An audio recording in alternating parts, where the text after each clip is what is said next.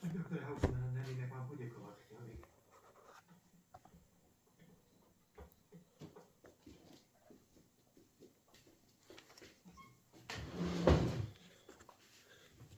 To si potřebovala ty peníze. Promiň, nechtěla jsem tě lhát. Nejsi taková, za jakou jsem tě považoval, zklamala si mě.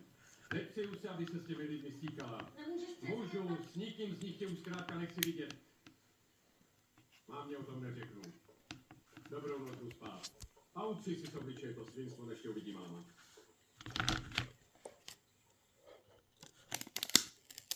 Chce něco, Jakeu? Ne, nic.